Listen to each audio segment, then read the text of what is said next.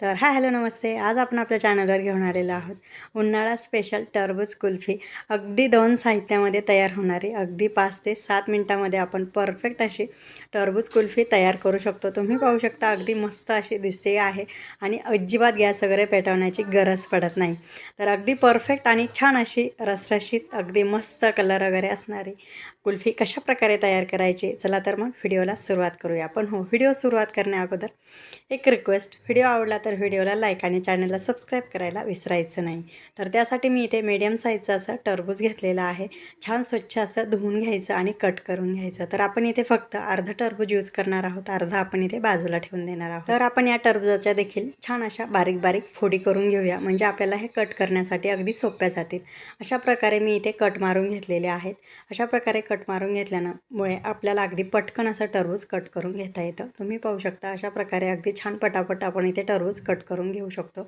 आणि अशा प्रकारे पुन्हा एकदा याला बारीक असे कट करून घ्यायचे, म्हणजे आपण हे मिक्सर जारमध्ये टाकतो त्यावेळेस छान असं पटकन हे टरबूज बारीक होतं. खूप जास्त मोठे मोठे रवे असे यामध्ये राहत नाहीत.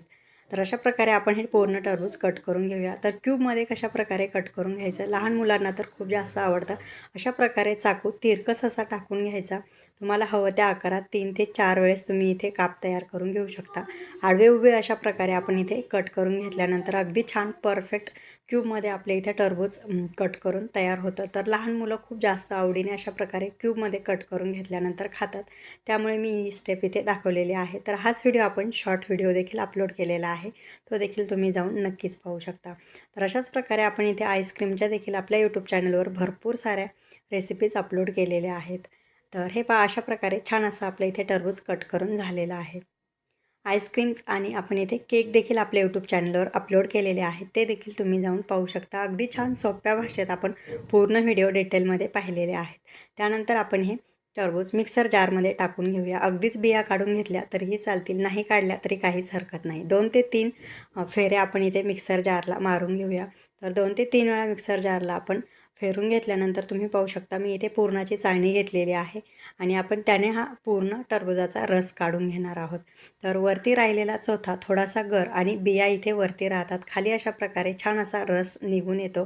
त्यानंतर हा चौथा देखील आपण पुन्हा एकदा मिक्सर जारमध्ये टाकून घेणार आहोत आणि राहिलेल्या टरबूजाच्या फोडी देखील मिक्सर जारमध्ये टाकून घ्यायच्या. तर आपण इथे दुसरी बॅच देखील मिक्सर जारला मध्ये ॲड करूया आणि छान असं मिक्सरला फिरून घेऊया. तर तुम्ही पाहू शकता आपण इथे दुसरी बॅच देखील मिक्सरला फिरून घेतलेली आहे. अशा प्रकारे थोडंसं मिक्स करायचं आणि एखाद्या चमच्याच्या वगैरे सहाय्याने मिक्स करून घेतलं की पूर्ण रस खाली निघला जातो आणि चौथा आणि बिया ह्या वरती राहतात. त्यामुळे खूप जास्त मिक्सरला फिरून घ्यायचं नाही, नाहीतर बियाचा थोडासा फ्लेवर आपला इथे रसामध्ये उतरू शकतो.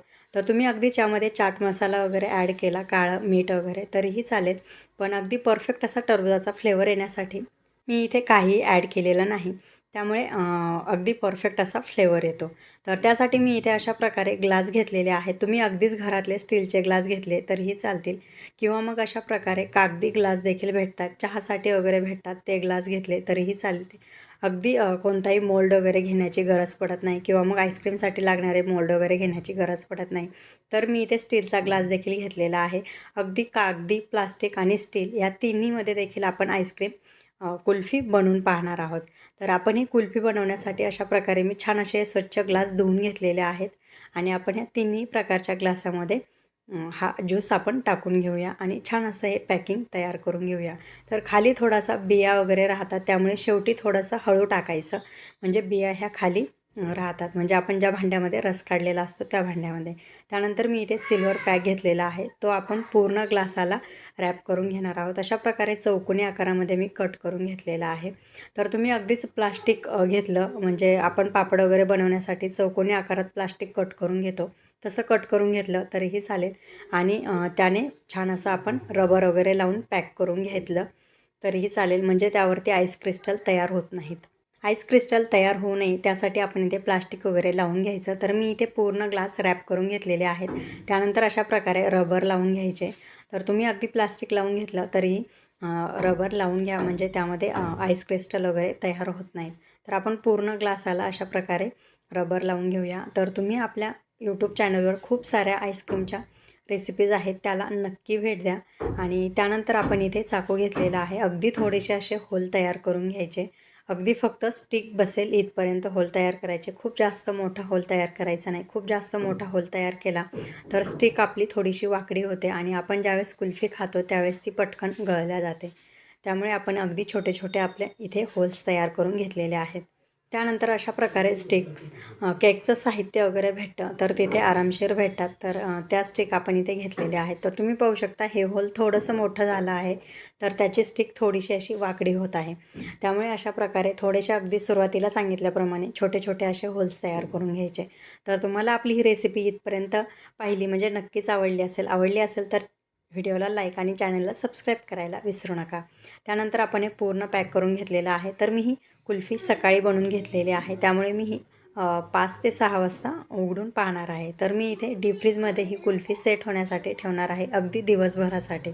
तर आपण ही दिवसभरासाठी सेट होण्यासाठी ठेवून देऊया. तर संध्याकाळी म्हणजे 5:30-6चा टायमिंग असेल तर मी इथे ही दरवाजात घेतलेली आहे आणि तुम्ही पाहू शकता अगदी छान अशी इथे आपली ही कुल्फी सेट झालेली आहे. तर मी हे पूर्ण वरचं रॅपर काढून घेते. तर हे आपण इथे कागदी ग्लासमधली कुल्फी काढून घेऊया. अगदी छान अशी सेट झालेली आहे.